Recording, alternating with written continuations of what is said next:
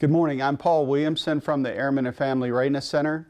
And today we're going to do your First Duty Station Officers course. It's a finance brief that all new officers are required to do at their first duty station. And but before we get started, I would like you to maybe grab something, pen and paper, and because you're probably going to want to write down some of this information we're going to cover today. And then I'm going to be sending you a set of questions that lets me know that you've paid attention to this course, so I can get you signed off on completing this course. Okay, so let's get started. Okay, so I've already said that I'm Paul from the Airmen and Family Readiness Center. I am a retired military guy. I retired 10 years ago this year. Pretty awesome, but I've been at Vance for a long time, and I love talking to people about money. Is money important? You bet it is. Is it the most important thing in life? No, it's not. But depends on how good you are with money, can really pay big dividends in the end. Okay, these are the things we're going to talk about today: military money, manage your money, and smart spending. Okay, Big Air Force back in November of 2019, they come out with what they call financial readiness touch points.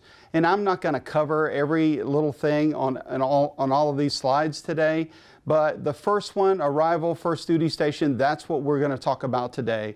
We'll talk about spend plans and emergency savings. We'll talk about how it benefits you to shop at the commissary in BX just because it saves you money. Okay, there's other things that are going to come up in your life, like you're going to PCS eventually.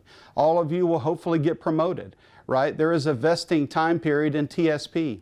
If you stay in the BRS and you're at your 12-year point, hey, you're going to be offered a continuation pay bonus, which is awesome. So some people are already married, but most of you will get married at some point in the future. Down the road, maybe you have children. Okay, maybe you adopt children. Okay, does divorce happen in the military? You bet it does. Unfortunately, we do see a lot of that. Okay, at some point you may have a dependent that has some special needs. Okay, obviously most of you will be involved in leadership type training throughout your career.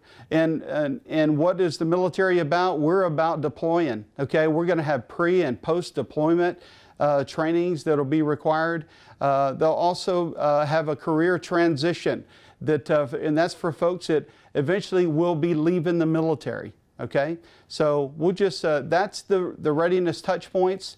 And you will get notified in an email saying, okay, it's time for you to do some of this training because something has come up in your life. Okay, the next thing, e-benefits, okay? If you haven't already done so, what you need to do is get you an e-benefits login. Okay, what is e-benefits going to do for you? Okay, first of all, you can set up your login through DS Login, or you can do it through your CAT card. Pretty easy.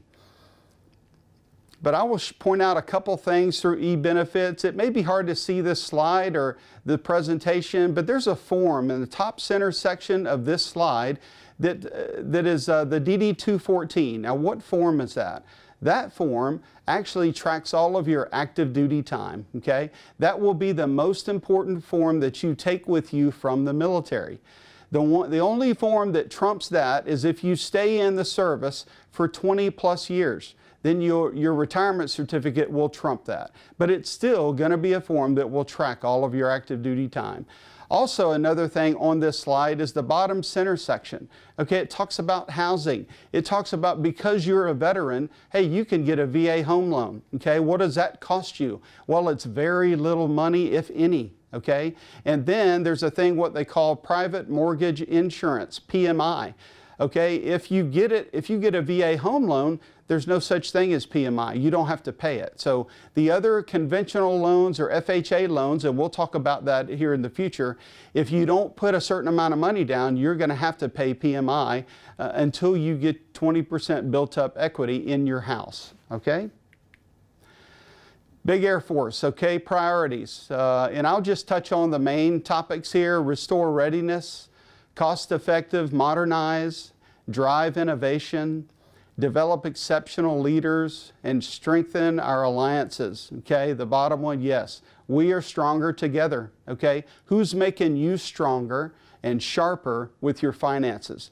It's pretty easy. Find people out there that you know they're good with money And man, hey, be like a sponge and just take all that stuff in, because nobody knows it all, but man, there's a lot of people out there that are really good with money. So take advantage of that.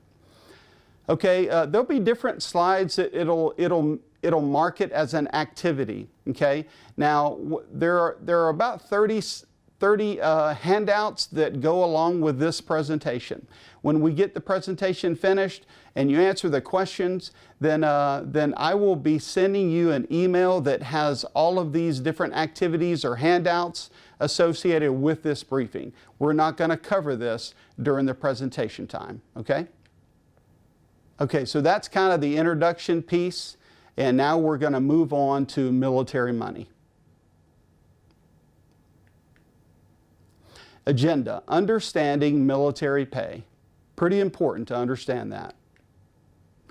Okay, this is an activity slide, so there'll be information that I'll send you on this slide, but the main thing I want to point out on this is each month every one of you gets an LES, okay? One of the things that somebody recommended to me years ago, and I'm going to do the same to you, is I would print off a copy of your end of month LES. Now, because when you go on MyPay, you only get the last 13 copies. Okay? It's good when you see transition, when you see promotions, when you see different things that change on your LES, you want to be able to see that. So start building that file that has all of your pay statements in it. Okay? There's 3 main sections on your LES. Okay? The first section is your entitlements, and that's going to be all of your pay. Okay? That's what you're going to be getting month to month as you serve in your Air Force career. The second section is what they call deductions. There's going to be things like your federal withholding.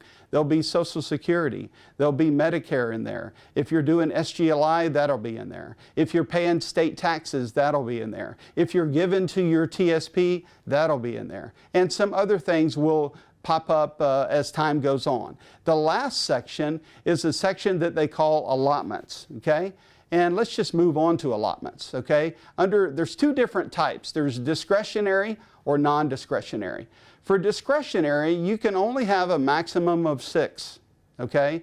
And non-discretionary, there's basically no limit. Now, discretionary, what do people do with that? Well, if you want to send money to a separate account and set that up as your emergency savings account, that's great.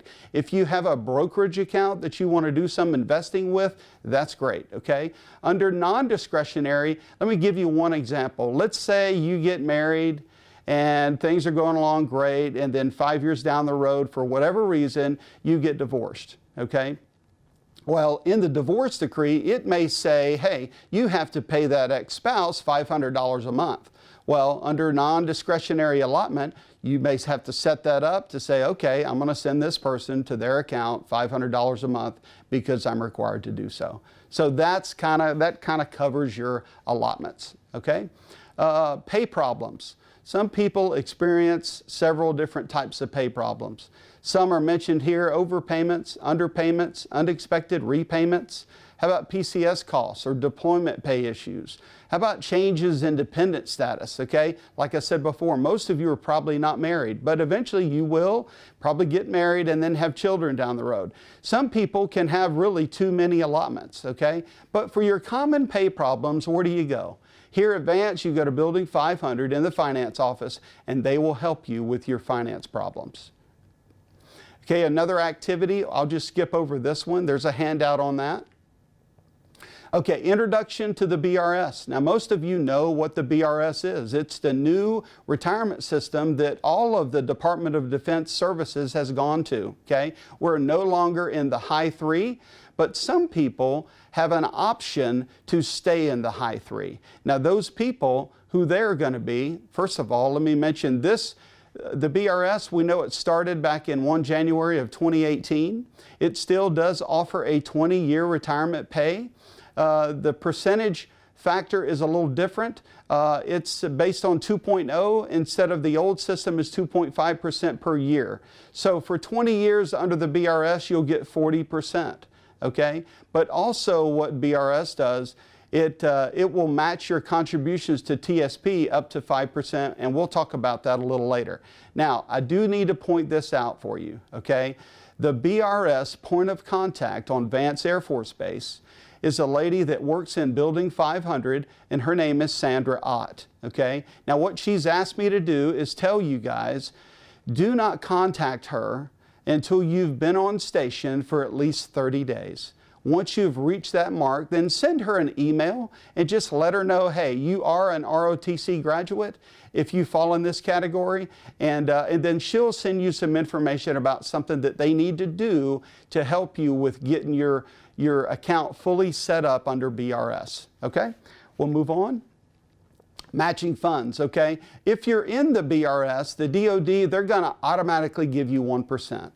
And when you know that you're getting these matching and annual contributions, you're going to see it on the bottom portion of your LES, okay? Now, if you decide, hey, I want to give 5%, then the DoD, they're going to give you the additional 4%. So now you'll have 10% go into your retirement funds, which is pretty awesome, okay? All right, there is a vesting period. The vesting period is basically 24 months. So starting at the 25th month, any money that you've received from the government as matching or automatic stuff, then you'll be able to keep that once you've passed that vesting period. Finally, remember, yes, your pay, it is your responsibility. Verify that every LES is correct, and if you have an issue with something, hey, fix those discrepancies as soon as you can.